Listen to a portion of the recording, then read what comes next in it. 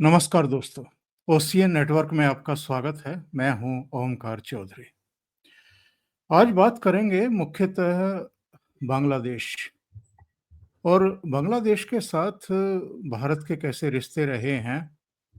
थोड़ा खट्टे-मीठे रहे हैं, खालिदा जिया का टर्म रहा है तो खराब रहे हैं और शेख हसीना का रहा है तो फ्रूटफुल रहे हैं, अच्छे रहे हैं। इधर हम देख रहे हैं कि बांग्लादेश के सिनेरियो से ये दोनों ही गायब हो रही हैं। खालिदा जिया ने अभी बांग्लादेश छोड़ दिया है, अपने इलाज के नाम पर लंदन रवाना हुई हैं और शेख हसीना को जिन परिस्थितियों में अपना देश छोड़ना पड़ा, प्रधानमंत्री का पद छोड़ना पड़ा, भारत में शरण लेनी पड़ी, वो हम और आप सब जानते हैं। अब वहाँ एक नया खतरा मंडराता हुआ दिखाई दे रहा है।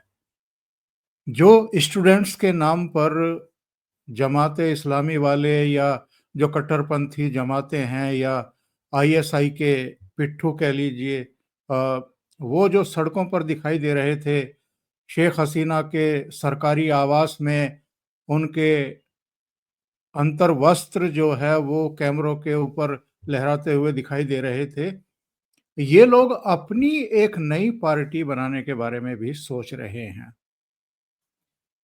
मेरे साथ आपके चिरपरिचित और जाने-माने जियोपॉलिटिकल इश्यूज़ के विशेषज्ञ आदि अचिंत जुड़ रहे हैं। आदि जी को जोड़ कर के इस चर्चा को हम आगे बढ़ाएँगे। आदि जी, नमस्ते, बहुत स्वागत नमस्कार है सर। आप। धन्यवाद सर।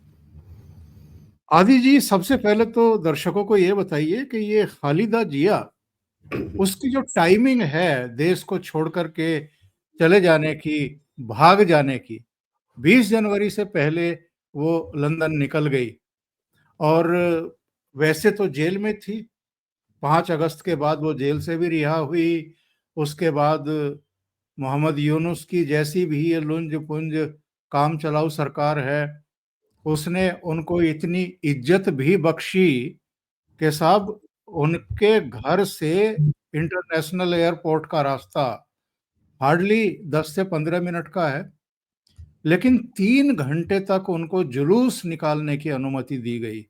दोनों तरफ उनके अपने बीएनपी के कार्यकर्ता और दूसरे लोग खड़े हुए थे और 3 घंटे में वो इंटरनेशनल एयरपोर्ट पहुंची और फिर फ्लाइट पकड़ के लंदन के लिए रवाना हो गई। तो इस घटनाक्रम को कैसे देखते हैं? क्या वो भागी हैं? नंबर 2, मोहम्मद यूनुस भी भागेंगे क्या? और वो समय कब आएगा? Thank you sir.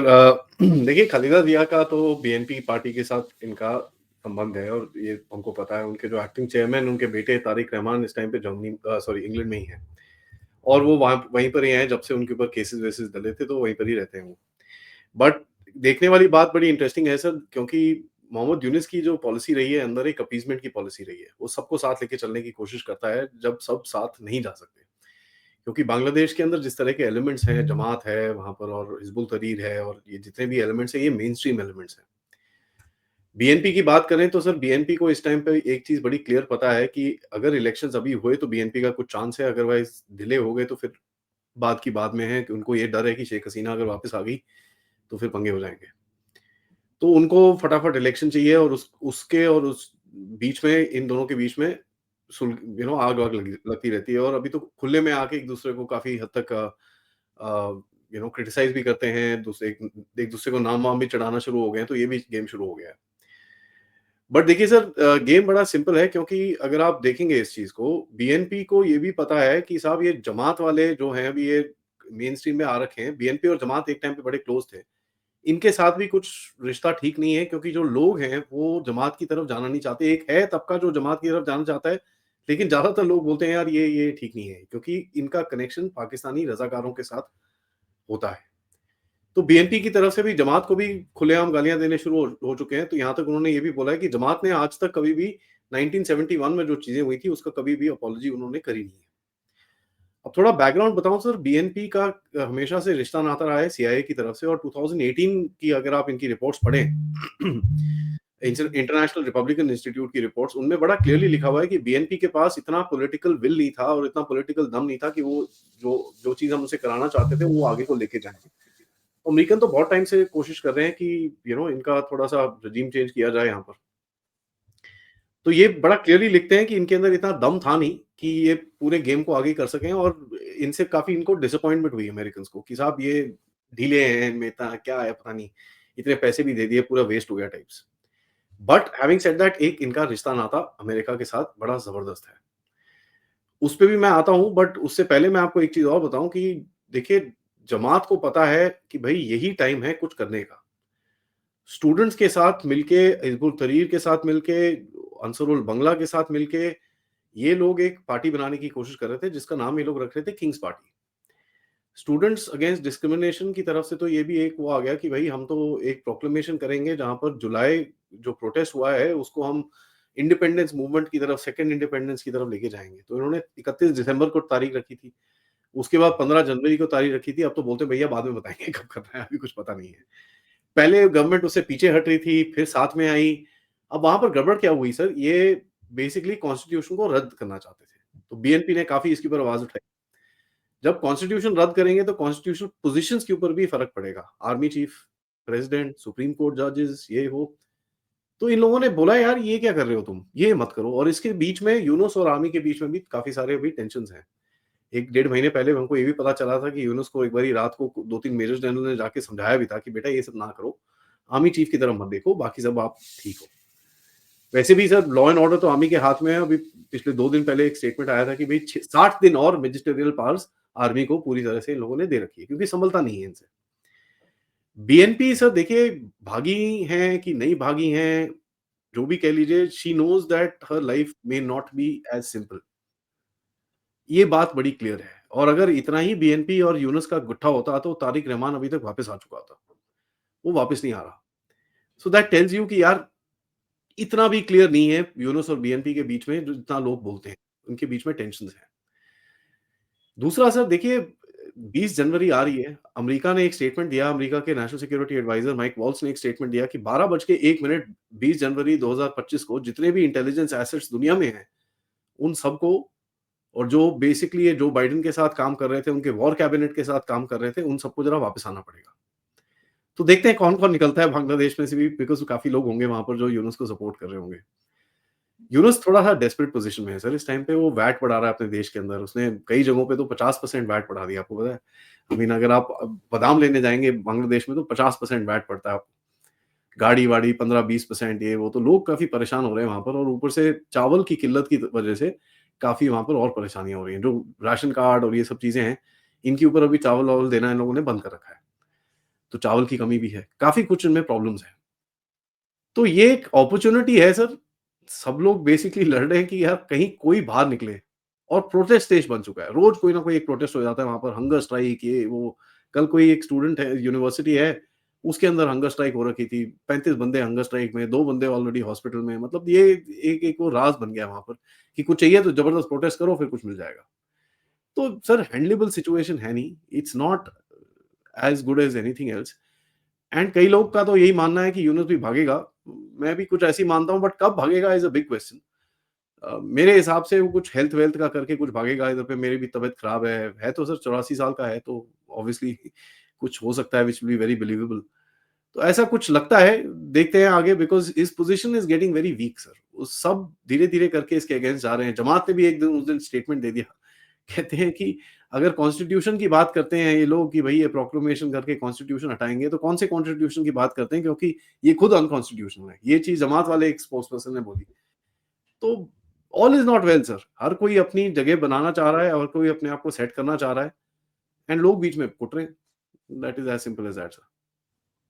आदि जी, एक बात समझाइए, इधर शहबाज शरीफ की, मोहम्मद यूनुस की मुलाकातें, गर्मजोशी, अ, व्यापार, तमाम दूसरी चीज़ें उन मोर्चों पर, और एक खबर ने तो मुझे चौंकाया है, जो कभी नहीं हुआ संभवतः 1971 के बाद से, उसकी भनक लग रही है, उसकी खबर आ रही है कि पाकिस्तान का जो चीफ ऑफ स्टाफ कमेटी का अध्यक्ष है, जनरल साहिर शमशाद मिर्जा, ये बांग्लादेश का दौरा करने वाला है और वहाँ सेना के जो ट्रेनिंग इंस्टीट्यूट है, इन्फेंट्री और जो टैक्टिस स्कूल है, डिफेंस सर्विसेज कमांड स्कूल है, ये उनका दौरा करेगा और वहाँ जो युवा अफसर हैं, स्टूडेंट्स हैं, उनको संबोधित करने वाला है।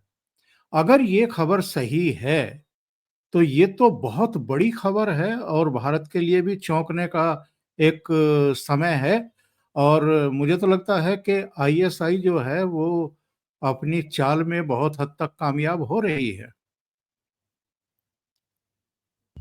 देखिए सर, 2-3 चीज़ें हैं इसके अंदर। ये न्यूज़ आई है और बांग्लादेश और पाकिस्तान के बीच में ये चीज़ें हैं, बट आर्मी चीफ का जब स्टेटमेंट आया था बड़ा क्लियरली उन्होंने बोला था ऐसा कुछ नहीं है। अब देखिए खुले में बोल नहीं सकते ये, दे कांट। एंड देखिए सर, पाकिस्तान का ये एक ऑब्वियसली नज़रिया रहेगा आपकी तरफ थोड़ा-सा उँगली दूसरी तरफ एक फ्रंट खोलने का। मैं थोड़ा आगे जाऊँगा सर उसके ऊपर। एक तो देखिए मैंने एक अपने आप से काफ़ी टाइम से सवाल पूछ रहा हूँ, क्या भारत को तंग करने के लिए बांग्लादेश करना ज़रूरी था? बांग्लादेश में जो भी कह लो सर, भारत को अगर आप तंग ही कर रहे हो, भारत के साथ रिश्ते तोड़ने की बात नहीं कर रहे, अमेरिका की तरफ से बात कर रहा हूँ। तो क्या इतनी बड़ी प्राइज़ ज़रूरी थी कि नहीं थी? कि कुछ और गेम भी है? मेरे हिसाब से सर और भी गेम है। एक तो है कि साहब आपका भारत को थोड़ा-सा उँगली करते रहो, थोड़ा जिहाद-विहाद ये वो एंड ऑल दैट, और उसमें पाकिस्तानी माहिर है। आपने देखा ही होगा कि भई पाकिस्तानियों के लिए अभी तो ई-वीज़ा फैसिलिटी दे रहा है वो। तो माहिर हैं पाकिस्तानी इन चीज़ों में। दूसरा सर, थोड़ी ज्योग्राफी को समझना पड़ेगा। यहाँ से अगर आप निकलें बांग्लादेश से, तो एक जगह आती है राखीन, जहाँ पर अराकान आर्मी का काफ़ी बड़ा होल्ड है। और अराकान आर्मी और बांग्लादेश के बीच में सबसे बड़ा डिफरेंस है रोहिंग्या। नाउ रोहिंग्या बीच में डिफरेंस आता है क्योंकि है वो मुस्लिम पॉपुलेशन, रेडिकलाइज्ड है कई कई जगहों पे, और कई जगहों पे तो एक इनके आर्म्ड गुट भी हैं। इसको आप लेके जाइए म्यांमार की दूसरी तरफ, ईस्टर्न साइड, ठीक है? जहाँ पर शांत स्टेट है। शांत स्टेट में मुस्लिम्स और बुद्धिस्ट के बीच में काफ़ी हद तक राइटिंग होती है, व्हिच इज़ वेरी कॉमन। तो एक लाइन अगर आप खींचे, मुस्लिम लाइन अगर आप खींचे, वो आपको लेके जाएगी यहाँ से वेस्टर्न म्यांमार में, वहाँ से आप डायरेक्टली यूनान में जा सकते हैं या फिर आप थाईलैंड में जाके देखिए। नॉर्दर्न थाईलैंड के अंदर भी एक गुट है जो पाकिस्तानी थॉट प्रोसेस मुसलमान है वहाँ पर। तो ये पूरा कनेक्शन बनता है to a point in China. China का जो भाग है उसका नाम है यूनान। यूनान में सर करीब-करीब 700,000 मुस्लिम्स रहते हैं और वो चाइना का सबसे अंडर डेवलप्ड रीजन है, ठीक है? वहाँ पर लड़ाई-झगड़े भी होते हैं और वहाँ पर स्टैबिंग अटैक्स और ये सब उल्टे काम भी होते हैं बाय द वे। पिछले आई थिंक 3 महीने पहले एक बंदे ने चाकू लेके मार्केट में 21 लोगों को मार दिया था वहाँ पर। तो ये सब काम भी होता है वहाँ पर। तो एक वल्नरेबिलिटी मेरे को दिखती है कि यार चाइना को ऊपर से अटैक करने की बजाय क्या ये जो पूरा गेम चल रहा है नीचे से अटैक करने के लिए, क्योंकि सर पाकिस्तान, मेरे शो में हम उसको प्यार से हीरा मंडी बोलते हैं, ठीक है? अब हीरा मंडी को जो पैसे फेंकेगा वो करेगा, और पाकिस्तान ने रशिया में अटैक करा, ठीक है? वो आईएसकेपी को यूज़ करके ईरान में अटैक करा है। तो एक गुट तो है पाकिस्तान के अंदर, और ये भी पता चल रहा है कि काफ़ी सारे हुइगर्स घुसे हुए हैं पाकिस्तान के अंदर इस टाइम पे, जो सीरिया-विरिया से लड़ के आए हैं। और वो चाइनीज़ को थ्रेटन कर रहे हैं, आप देखिए चाइनीज़ की यहाँ पर हालत क्या कर रखी है। तो एक ये चीज़ हो सकती है कि बांग्लादेश को यूज़ करके यहाँ पे भी कुछ इन्फिल्ट्रेशन करने की कोशिश की जाए। तभी आप देखते हैं अराकान का भी थोड़ा-सा एक हार्ड स्टेप लेने की कोशिश कर रहा है वो। वो अपने आप को प्रोटेक्ट करने की कोशिश कर रहा है। He doesn't want that corridor to come up. वो भारत चाइना से बात कर रहा है, यार मेरे को सोवरेनिटी, मैं ज़रा अपना देश डिक्लेयर करता हूँ राखीन स्टेट, आप मेरे को रिकॉग्नाइज़ करो, कुछ समथिंग टू मूव फॉरवर्ड। तो कुछ तो गेम है सर, कि यहाँ से चाइना को साइड में नीचे से यू नो इन्फिल्ट्रेट करना, कुछ बेवकूफ़ी करना वहाँ पर, और वो बॉर्डर में थोड़े इश्यूज़ भी हैं। चाइनीज़ आते हैं नॉर्दर्न म्यांमार में स्कैम करने के लिए, पता है आपको? सो नॉर्दर्न म्यांमार में जब थ्री ब्रदर अलायंस ने जुंता से लड़के अपनी जगह ली थी, सबसे पहले उन्होंने चाइनीज़ गवर्नमेंट से बात करी, बोला भैया यहाँ पर 50,000 आपके सिटिज़न्स हैं जो साइबर फ्रॉड करते हैं, ये पकड़ो हम। And they through out 50,000 Chinese sir, ठीक है? तो वहाँ पर ये चक्कर थोड़ा है। तो देयर इज़ अ वल्नरेबिलिटी, जब आप देखते हो भारत की तो है, उसमें कोई डाउट नहीं है। और आप जिस तरह से भारत पे मैं आता हूँ, चाइना की भी वल्नरेबिलिटी वहाँ पर है। भारत की अगर बात करें सर, आप देखें पिछले कुछ दिनों से यूनुस का जो बिहेवियर है, वो काफ़ी एंटागोनिस्टिक है, आपसे लड़ने की कोशिश कर रहा है वो। वो आपको एक प्रोवोक कर रहा है कि कुछ करो, कहीं पे यूनुस बांग्लादेश को कुछ करो, ताकि देखिए ग्लोबल जो डीप स्टेट है, ये लोग हैं, ये तो चाहेंगे भारत की कोई गलती करे ताकि ज़रा धरा जाए इसको। ये साला यूक्रेन में नहीं फँसा, ये साला इज़राइल में नहीं फँसा, ये साला पाकिस्तान में नहीं फँस रहा, इसको कहीं तो फँसाओ। तो एक वो नज़रिया रहेगा, तो बॉर्डर गार्ड्स आपको फेंसिंग नहीं बनाने देंगे, ये नहीं करने देंगे, वो नहीं करने देंगे, ये नहीं होगा। तो कल वहाँ पे भी झटका मारा गया कि देखो बेटा ऐसा है, फेंसिंग तो चलेगी, तुमको जो करना है कर लो। जो मिनिस्ट्री ऑफ फॉरेन अफेयर्स का आप रीड आउट पढ़ें, that is what it says very clearly कि भैया ये एग्रीमेंट का पार्ट है, हम करेंगे, तुमको जो करना है कर लो and we expect cooperation from your side. अब ये क्यों नहीं चाहते फेंसिंग? क्योंकि सर क्या है, इनका सारा वहाँ पर जो बॉर्डर एरिया का जो इकोनॉमी है, जो ब्लैक इकोनॉमी है, वो पूरी डब्बे में जाएगी। सर गाय यहाँ से चुरा के खाते हैं, बकरियाँ यहाँ से चुरा के खाते हैं, ये सब चीज़ें यहाँ से करते हैं। और इसका आपको एक क्लियर नज़रिया दिखा, जो बेचारे फार्मर्स गुस्सा होके जिन्होंने अपनी फेंस लगा दी। अब वो क्या है, उसको भी समझना पड़ेगा। मेन ज़ीरो लाइन से सर 150 फुट दूर हमारी फेंसिंग लगती है। जी, तो जी, वो जी। 150 फुट का जो एरिया है सर, वो किसी बेचारे का फार्म होता है वहाँ पर।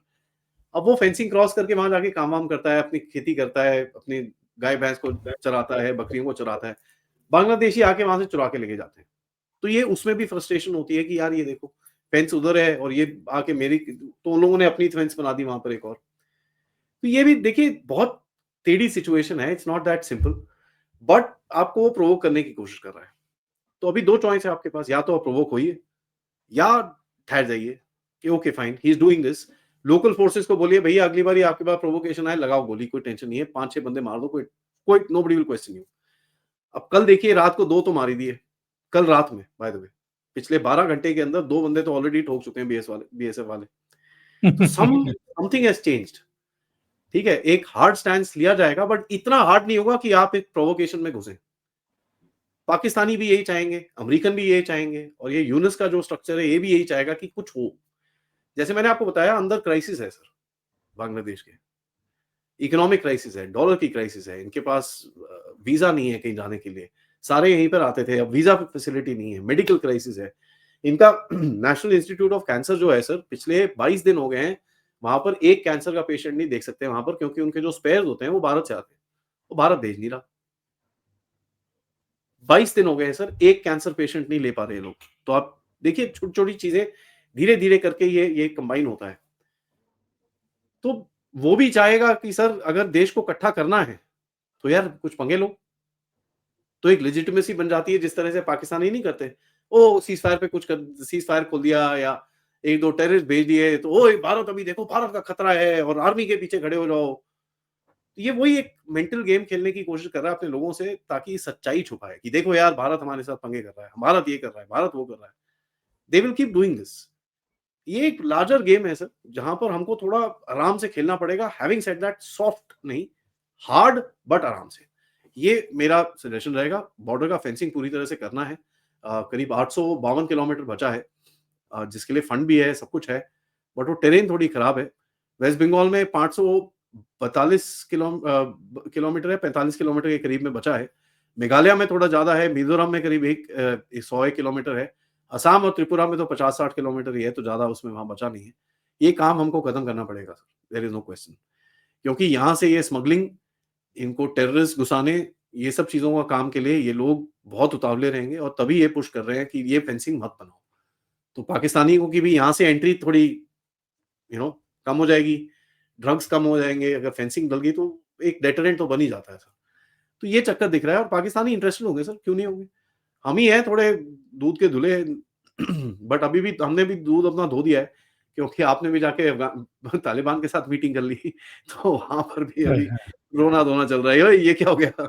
तो यही है सर, आप भी गेम खेलते हैं, वो भी गेम खेलते हैं। This is how the situation is. ये गंदी सिचुएशन है, but we have to deal with it. मैं दर्शकों को बताता चलूँ, आदि जी ने जिस फेंसिंग का ज़िक्र किया है, कुल मिलाकर के भारत और बांग्लादेश की जो सरहद है आपस में मिलती हुई, वो 4156 किलोमीटर की है। इसमें से 3271 किलोमीटर पर भारत ऑलरेडी फेंसिंग कर चुका है। 885 किलोमीटर की अभी जो सरहद है वो बची हुई है। पश्चिम बंगाल से बांग्लादेश की सीमा 2217 किलोमीटर लगी हुई है। असम के साथ 262 किलोमीटर है। त्रिपुरा के साथ 856 किलोमीटर है। मिजोरम के साथ 318 किलोमीटर है और मेघालय के साथ 443 किलोमीटर है। तो ये काम भी पूरा होगा। उनके जद्दोजहद करने से कुछ बदलने वाला नहीं है। लेकिन मैं ये जानना चाह रहा हूँ आदि जी कि कहीं युद्ध का तीसरा मोर्चा तो खड़ा नहीं हो रहा है। चीन और पाकिस्तान के साथ तो हमारे रिश्ते जैसे रहे हैं वो सबके सामने हैं। एक युद्ध हम चीन के साथ भी लड़ चुके हैं। छुट-पुट तो चलते रहते हैं। उसको युद्ध का नाम भी नहीं दिया जा सकता। लेकिन 62 के बाद 5 साल बाद हमने चीन की सेनाओं को मारा भी था बुरी तरह। भागे थे वो जान बचा करके। ये अब गलवान, ये डोकलाम, ये सब तो स्टैंड ऑफ है। इनको मैं युद्ध वगैरह कोई भी नहीं मानेगा। लेकिन चीन के साथ और पाकिस्तान के साथ अलग तरह के रिश्ते थे। कुछ वैसा ही मोर्चा ये बांग्लादेश की सीमा पर भी हमें अब झेलना पड़ेगा क्या? और क्या बांग्लादेश से अब भारत को उसी तरीके से डील करनी चाहिए जैसे चीन और पाकिस्तान के साथ वो करता आया है? सर देखिए इसमें पाकिस्तान तो देखिए उसकी जो गेम है वो तो अलग ही है because it's a long term game. ठीक है? तो आप उतना प्रेशर अभी बांग्लादेश पे डाल नहीं सकते, it will not be justified. जिस तरह का आप प्रेशर पाकिस्तान पे डालते हो और जिस तरह का आपने पाकिस्तान में डील करा है, जो उसकी हालत है आज, उसमें हमारा हाथ बहुत बड़ा है। ये चीज़ something that we need to understand. एक वॉर का थ्रेट तो नहीं है सर। देखिए ये तो बांग्लादेशी आर्मी सुसाइड मिशन पे निकलेगी अगर कुछ बेवकूफ़ी करने की कोशिश करे। यू नो इट विल 2-3 दिन मैक्सिमम। उनके पास ना फ्यूल है, ना कुछ है सर। कुछ भी नहीं है वहाँ पर। It's military wise there is no threat. और यहाँ पर आपको मोबिलाइज़ेशन भी नहीं करनी पड़ेगी। वो जितनी मिलिटरी वहीं खड़ी है, वही खेल जाएगी इनको। इतना I mean it will just be a hooey and finished you know it will be like that. Terrorism का मेरे को थ्रेट है सर। इन्फिल्ट्रेशन का मेरे को थ्रेट है। ये चीज़ें होंगी एंड जैसे-जैसे ये सोसाइटी रेडिकलाइज़ होगी, अब आपको पता ही है सर डीप स्टेट रेडिकल इस्लाम का बड़ा अच्छा दोस्त है और उसको यूज़ करता है। ये मेरे को बड़ा पंगा है। अब यूके में देख लीजिए किस तरह से यूज़ किया जा रहा है उसको, अपने वोट बैंक को बचाने के लिए। कनाडा में किस तरह से यूज़ किया जाता था, although not radical Islam but Khalistanis are pretty much the same, Khayalistanis वैसे ही हैं वो भी। उनका थॉट प्रोसेस, उनका नज़रिया दुनिया को देखने का वैसे ही है। हम वोट देंगे, हम मार देंगे, हम काट देंगे, ये वही उनका रेडिकलाइज़ेशन टाइप इनका नज़रिया है। तो मेरे को इतना वॉर टाइप थ्रेट दिखता नहीं है सर, इट डज़न्ट सीम सो। पाकिस्तान भी सर देखिए ऐसा है जो मर्ज़ी कर लीजिए, पाकिस्तान के F-16 है, ये है, वो है, सर 3 दिन नहीं लड़ सकते वो। They can't, it's just not possible. And उनके इंटरनल फ्रंट्स इतने ज़्यादा हैं सर पाकिस्तान के कि जो एक मिलिट्री चाहिए होता है ना सर आपको थोड़ा-सा खुला मैदान चाहिए होता है कुछ करने के लिए। अब पता चले इन्होंने मैदान तो खोला, पीछे से आके लोगों ने खंजर मार दिए इनके तो फिर यू नो इमरान खान से तो संभल नहीं पा रहा तुमसे वो। वो तुमको आँखें दिखाता है जेल के अंदर बैठ के। तो इनके पास इतना वो नहीं है। तीसरा चाइना सर, चाइना इस टाइम पे ऑल्दो लॉन्ग टर्म में आपके साथ एक वो लड़ेगा। इस टाइम पे इतना उसको इंटरेस्ट नहीं है कि आपके साथ लड़े। क्योंकि देखिए सर क्या होता है, एक डिटरेंस लेवल होता है। जब आप एक कैलकुलेशन करते हो you know comprehensive national power का, चाइना चाइना एक चीज़ देखता है सीएनपी करके, कॉम्प्रिहेंसिव नेशनल पावर। वो देखता है कि यार अगर मैंने कुछ करा, तो दूसरी कंट्री का पावर कितना है और मेरे को कितना डैमेज होगा, उसकी बैलेंसिंग करता है। अगर वो सर 1 से ज़्यादा है, तो वो अटैक करेगा आपके ऊपर। वो आपकी वल्नरेबिलिटी देखेगा, आपको अटैक करेगा। तभी उसने देखिए टाइम कब चूज़ किया सर? कोविड का टाइम। तो उसको दिखा कि यार वल्नरेबिलिटी है इस टाइम पे, आर्मी थोड़ी लूज़ है, इनके एक्सरसाइज़ेज़ नहीं हो रहे, इस टाइम पे घुस जाओ।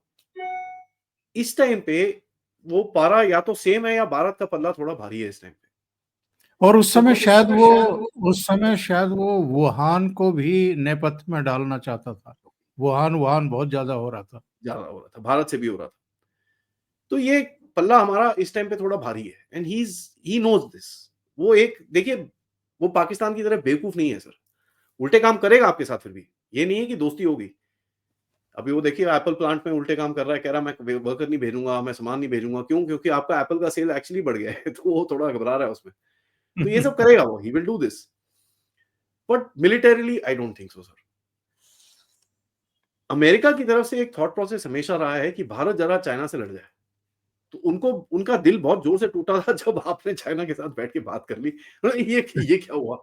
और वो भी ब्रिक्स समिट के बीच में आपने बात करी, वो तो मतलब परेशान हो गए थे वहाँ पर कि यार ये क्या है? चाइना के साथ बात कर ली, उनके विरोध के बावजूद मोदी जी मॉस्को की यात्रा कराए, गले मिलाए पुतिन से।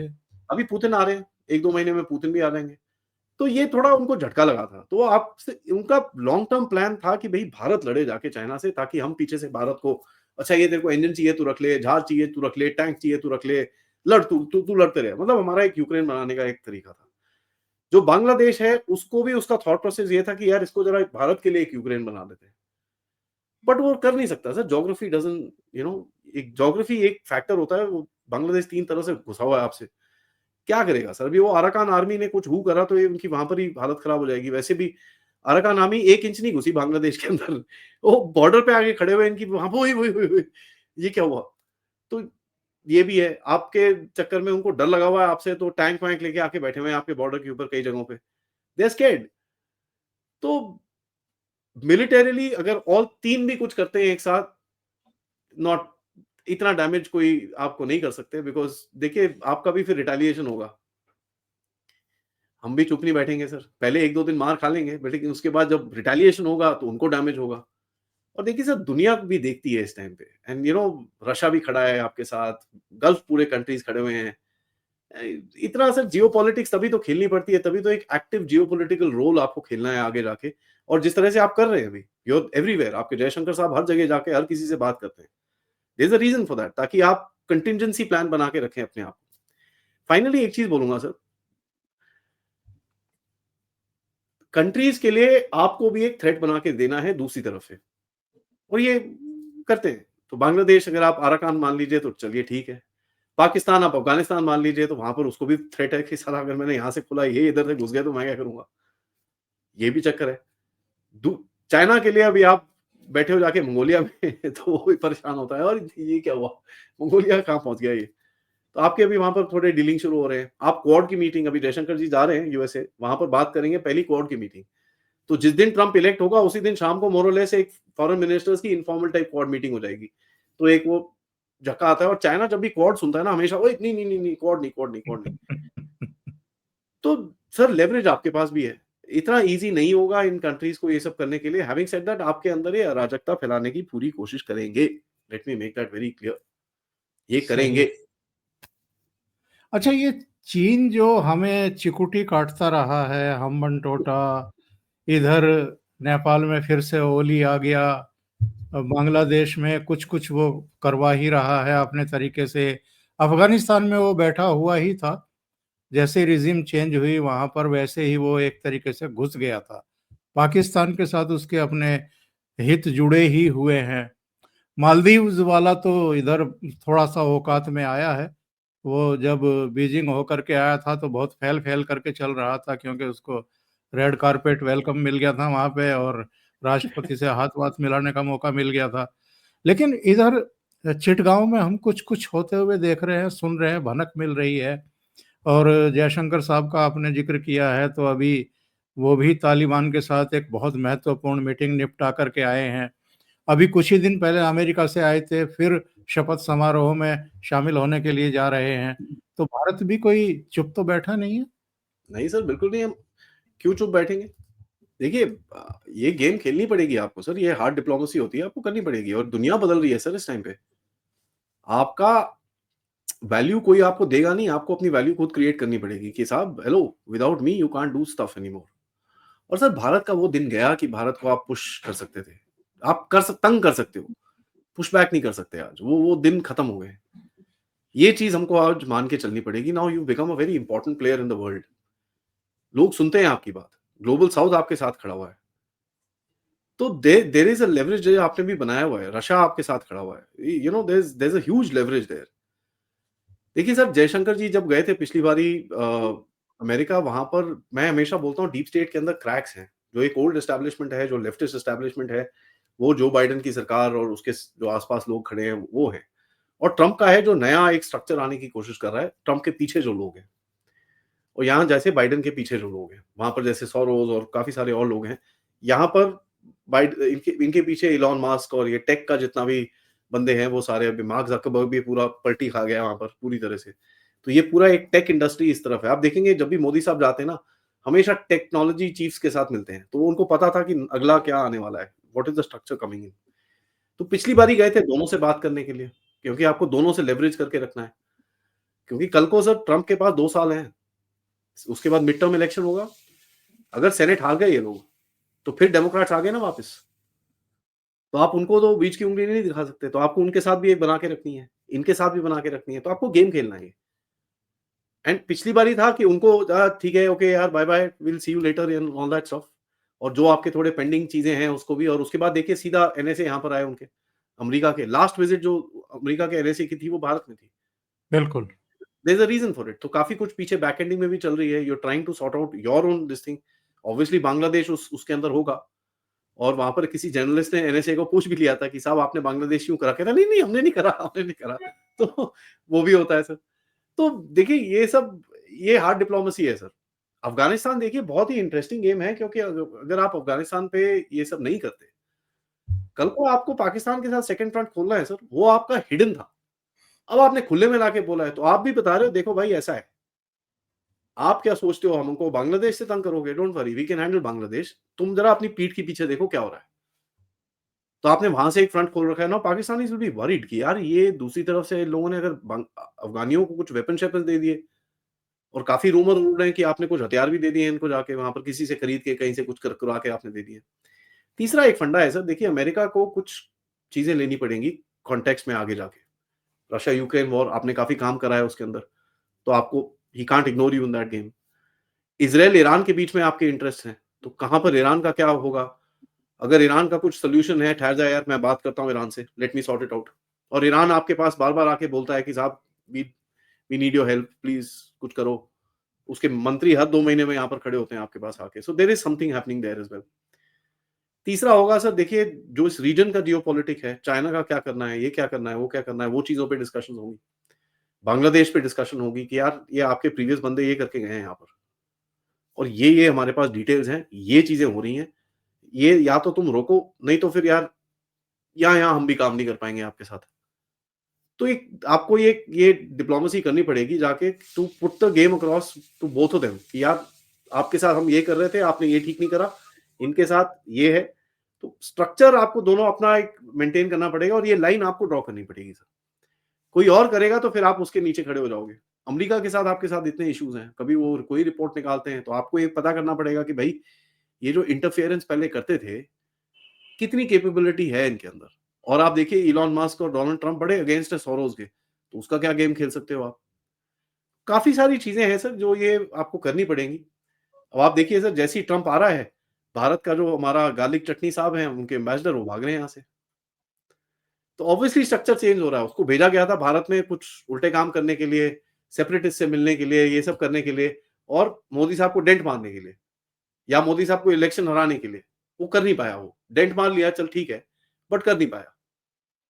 जो उनको चाहिए था वो हुआ नहीं। इतना पैसा वो सा खर्च करके भी कुछ नहीं हुआ। इतना वो टाइट टी-शर्ट पहनने के बाद भी कुछ हुआ नहीं गेम। तो ये एक एक पूरा ये गेम चलेगी सर, अभी तो शुरुआत है। मैं आपको बता रहा हूँ, ये you will find now timing के हिसाब से अगर आप देखें सर, पहली जनवरी 2025 से इवन गवर्नमेंट थोड़ी फ्रंट फुट पे आई है। ठीक है? और सोरोस का पूरा गच्चा निकाला इन लोगों ने बाहर, सोनिया गांधी पे अटैक्स करे, जो पहले नहीं करा। इन लोगों ने कभी नहीं करा। उसके बाद आप देखिए सर, अरविंद केजरीवाल के पीछे पड़े हैं, और हमको पता है अरविंद केजरीवाल के इंटरनेशनल लिंक्स हैं। उसको लिटरली ये धोने वाले हैं। वो जीतेगा तो हारेगा दिल्ली में, हारेगा तो हारेगा। दोनों तरफ से BJP is in the plus. Either ways आप लुक एट। आप तो पॉलिटिकल एनालिस्ट हैं सर, आपको एकदम से समझ में आ रहा होगा मैं क्या बोल जी, रहा हूँ। जी।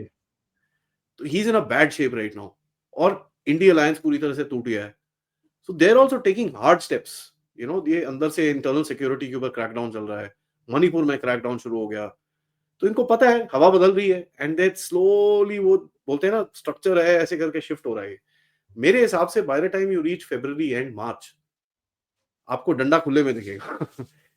बिल्कुल, बिल्कुल। बिकॉज हवा बदलेगी सर। तो और वो स्टार्ट करने के लिए जो आपको यूएस से कोऑपरेशन चाहिए, जो आपको यूएस से डिमांड चाहिए, खालिस्तानियों को क्या होगा भाई, ये टट्टू खड़े होके उल्टी बातें करता है, जरा इसको पकड़ो, इधर पे लेके आओ, या तो चुप कराओ, हमको पता है ये तुम्हारा CIA का एसेट है, चेक करो, ये वो, all that stuff will have to come into play.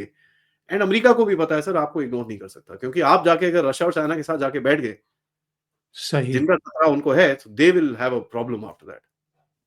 तो अगर आपने ब्रिक्स पे अपना वेट पूरा डाल दिया, एंड दे विल लाइक, ओ नहीं नहीं नहीं नहीं, दिस डजंट वर्क, बिकॉज़ पूरा वेस्टर्न वर्ल्ड हिल जाएगा। तो आपकी एक बड़ी इंपॉर्टेंट वैल्यू है, आपकी ज्योग्राफी बहुत इंपॉर्टेंट है। एंड सर अभी एक टाइम है हमारे पास, हमको इस चीज को लेवरेज करना है आगे जाके। डीप स्टेट में अपने बंदे घुसाने हैं, अडानी हो चाहे अंबानी हो चाहे जो मर्जी हो, अपने बंदे घुसने हैं। हमको 50 और अडानी अंबानी खड़े खड़े करने हैं देश के अंदर। So the lot needs to be done, but काम शुरू अब से, यू विल फाइंड दैट ये चीजें थोड़ी आगे बढ़ेंगी। तो जियो पॉलिटिक्स में अब थोड़ा फास्ट गेम रहेगा सर, अगले 6-8 महीने में यू विल फाइंड दुनिया पूरी पूरी बदल जाएगी, नक्शा बदल जाएगा दुनिया का। बिल्कुल, बिल्कुल। अभी आपने मार्क जुकरबर्ग का नाम लिया है। अभी पिछले दिनों उसने कोई पॉडकास्ट किया था किसी के साथ, जो और रोगन उसमें के कह दिया कि भारत में भी सरकार जो है वो बदल गई। मतलब पप्पुओं की वहां भी कमी नहीं है। लोगों का राइट। भ्रम तोड़ दिया इसने कि ये कोई बहुत बुद्धिमान आदमी है या इसको बहुत नॉलेज है। मतलब भारत जैसे देश के बारे में भी उसको जानकारी नहीं है कि यहाँ रिजीम चेंज नहीं हुई भैया। सर इनका ना देखिए, तभी मैं बोलता हूँ अमेरिकन का जो एक व्यू है, वर्ल्ड व्यू है, वो बड़ा वन वर्ल्ड व्यू है। इनको अपने नाक के आगे कुछ नहीं दिखता है, they can't see anything. And this tells you, आपको बड़ा क्लियरली दिखता है कि इनको कोई नॉलेज नहीं है दुनिया में क्या हो रहा है। मैं तो, वो एक CIA की एनालिस्ट है, मैं उससे लड़ता रहता हूँ काफी बारी। मेरे को तो अभी ब्लॉक कर दिया उसने ट्विटर में। इनको बिल्कुल नॉलेज नहीं है सर, और ये गधों के एनालिसिस के पीछे बढ़ते रहते हैं। इनका बेस्ट पार्टनर कौन है पता है इस रीजन के अंदर? पाकिस्तान। पीठ पीछे तुमको 20 साल उसने छुरी घोंपी है, फिर भी तुमको अकल नहीं आई कि यार ये बंदा ठीक नहीं है। तो सर अमेरिकन का वर्ल्ड व्यू, तभी इनकी हालत ये है, they don't understand how the world works anymore. एक टाइम था सर, अमेरिका दुनिया का गुंडा था, जहां मर्जी जाके जो मर्जी करता था, people used to listen to him, नीचे रुकते थे और भाई सर सर हाँ सर। आज लोग बोलते हैं यार भाग जा यहाँ से यार, मेरे को जो करना है मैं करूंगा, तू जा यहाँ से, गेट लॉस्ट। क्या करेगा तू उधर? मेरे को ये करेगा, ठहर जा मैं उधर जाता हूँ। Smaller countries are saying this. हम तो जो बोलते हैं सर, छोटी छोटी कंट्रीज अफ्रीका में आज लात मारती है इनको, बोलो भागो यहाँ से, नहीं सुनते तुम्हारी बात, कर लो सैंक्शन जो करना तुमको। सो ये चीजें अभी दुनिया के आगे आ रही हैं, जिस तरह से इन लोगों ने रशिया के साथ बिहेव करा है, और रशिया बड़ा काम रहा है इन चीजों के अंदर, दुनिया देखती है इसको। देखिए सर, ग्लोबल साउथ में जो आप मीटिंग्स करते हैं, उसके अंदर आप बात भी तो करते होंगे ना, आप बताते होंगे लोगों को, देखिए हमारे साथ क्या होता है यहाँ पर, इलेक्शन इंटरफेरेंस करते हैं, ये ऐसे नैरेटिव चलते हैं हमारे साथ, ये बंदा देखो क्या करता है। So then the world also knows कि यार ये ठीक नहीं है ना। तो वो दिन गए सर। जकरबर्ग का क्या है सर, उसने जो एक स्टेटमेंट दिया, बट उसका देखिए आप, देखिए किस तरह से यू टर्न मारा उसने। कहता है जो बाइडेन की सरकार मुझे फोन करके धमकाती थी कोविड के टाइम पे, तो ये तो चीजें वो बोलने को तैयार है सर। अब आप देखिए कुछ तो ऐसी चीजें होंगी जो उसने नहीं बोली ना। सही है। अब वो क्या है, किसको पता नहीं लेकिन सर। पाकिस्तानियों से इसलिए भी अमेरिका की बनती होगी क्योंकि अमेरिका, ये पाकिस्तान तो पूरी दुनिया में मशहूर है कि सबसे ज्यादा गधे वहीं हैं। और एक चुटकुला पिछले दिनों बड़ा मजेदार मैंने पढ़ा था कि पाकिस्तान का एक सैनिक भारत के सैनिक से कह रहा है कि देखो अब हमारी सारी दरिद्रगी, सारी गरीबी, ये सब जो हम आटे के कट्टे के पीछे भाग रहे हैं, ये सब खत्म हो जाएगा। बोला कैसे? बोला हम चीन को 1 करोड़ गधे बेच रहे हैं और अब हमारी इकोनॉमी ठीक हो जाएगी। तो भारत का सैनिक उससे कह रहा है कि एक गधा हमारा भी बिकवा दो। तो वो कह रहा कि नहीं नहीं, उसको नहीं बिकवा सकते हम, उसका कोई कोई खरीदार नहीं है। अब यही है सर, देख लीजिए क्या हालत है इनकी। आप आई मीन पाकिस्तानियों के साथ देखिए, मैं आपको बड़ा क्लियरली एक चीज और बताऊं, अमेरिका की बड़ी ट्रांजैक्शनल रिलेशनशिप होने वाली है पाकिस्तान के साथ। एंड अमेरिका को पसंद नहीं है कि जो हो रहा है पाकिस्तान के अंदर, ये चाइना के साथ बैठा हुआ है, ये वो एंड ऑल दैट। तो आप देखेंगे अभी अमेरिका प्रेशर डालेगा पाकिस्तान पे। और अभी थोड़े दिन पहले $20 बिलियन का 10 साल में वर्ल्ड बैंक से उसको कुछ कर्जा मिलेगा। मैंने तो बड़ा क्लियरली बोला था अपने चैनल में, ये चाइना को पैसे वापस देने की पहली इंस्टॉलमेंट है। बेटा सुधर जा, तेरे को पैसे दे रहा हूं, भूल जा चाइना, नहीं तो ना तू बचेगा, ना चाइना बचेगा इधर पे। और देख लीजिए सर, वही हो रहा है। ये चीज़ बड़ी क्लियर है कि अमेरिका के इंटरेस्ट में बिल्कुल नहीं है कि पाकिस्तान और चाइना के रिलेशंस हो, और चाइना को ये अंदर खींच के मारेंगे वहाँ पर। दे विल डू दिस, क्योंकि सर देखिए, जिहादियों के साथ ये काम कराना बड़ा सिंपल है। अमेरिका को खुद इन्वेस्टमेंट कुछ नहीं करनी पड़ती, और Pakistan is ever willing to work with जिहादी सर, एवर विलिंग। वो तो बड़ा खुश होता है, ओए जिहादी में सर मेरे को पैसे दे दो, मैं कर दूँगा। तो ये देखिए ये कर रहे हैं sir. They are doing it, and मैं बड़ा क्लियरली बता रहा हूँ आपको, आपको 1 डेढ़ साल के अंदर ये चीज़ दिखेगी जब पाकिस्तान और चाइना खुले में एक-दूसरे को गालियाँ दे रहे होंगे। अगर पाकिस्तान तब तक बचा तो। क्योंकि अमेरिका भी बदमाश है सर। अमेरिका को पता है ये साला पंजाबी मुसलमान जो जर्नैल है, ये बहुत गंदी चीज़ है। इसके साथ डील नहीं कर सकते तुम। तो वो भी अब देखिए, ये जो बलूचिस्तान में जो चीज़ें चलती हैं, क्या नाम है, मारंग बलोच और ये लोग, कौन फंड करता है? तो सीआईए फंड करती है उसको। वो वेस्ट में जाके उसको कभी इंडिया में कोई कॉन्फ्रेंस करते हुए देखा? कहीं नहीं। वो वेस्ट में जाती है सर, बड़े-बड़े कॉन्फ्रेंस होते हैं उसके, उसके ऐसे रिसेप्शन होता है, ये होता है, वो होता है। उसको भी फंड कर रही है वो पीछे से। तो इनको पता है सर, अमेरिका का आँख इस टाइम पे बलूचिस्तान पे है सर, क्योंकि उनको वो एक बेस चाहिए, ग्वादर का। ठीक है? जो चाइनीज़ के हाथ में है, बलूचिस्तान का ये बेस अमेरिका लेगा इनसे, और उसके लिए इनको फ्यूचर प्लान में पाकिस्तान तोड़ना पड़ेगा। अब आप देखिए, एक रूमर आया था ना, क्या पाकिस्तान की न्यूक्लियर हथियार पे क्या न्यूक्लियर साइंटिस्ट किडनैप हो गए। मैं तो हँस रहा था, पता नहीं कौन से न्यूक्लियर, कौन से हथियार और कौन से हुँ, हुँ, साइंटिस्ट। बट हुँ। देखिए सर, एक नैरेटिव तो बन गया ना कि भाई साहब हेलो, तुम अपने साइंटिस्ट को सेफ नहीं कर सकते? अच्छा, ज़रा आप बताना हथियार कहाँ है? सही है। तो ये sir beginning of the end है पाकिस्तान का। एज़ एन एंटिटी सर टूट तो चुका है। मैप आप जितने मर्ज़ी बना लो। अब पाकिस्तानी बड़ा अपने आप को खैबर पख्तूनख्वा हमारा ये है, गया सर इनके हाथ से। यहाँ पर आर्मी घुस जाए, कोई घुस जाए वहाँ, सर आर्मी को पता है क्या बोलता है टीटीपी वाले? ज़्यादा बदतमीज़ी मत करो, तुम्हारी बीवियाँ उठा के ले जाएँगे नहीं तो। हुँ, हुँ, हुँ। बिल्कुल सही। बीवियाँ उठा के ले जाएँगे, आर्मी की। अब इससे और ज़्यादा बलूचिस्तान में लगातार पाकिस्तान आर्मी के लोग निशाने पर हैं। जी, इस पर एक अलग से शो करेंगे आदि जी, जब भी आप टाइम देंगे। आदि जी। जी, आज के लिए बहुत-बहुत धन्यवाद आपका। आपने समय निकाला ओशियन नेटवर्क के लिए और महत्वपूर्ण मुद्दों पर चर्चा की। Thank you so much. Thank you sir. नमस्कार। नमस्कार।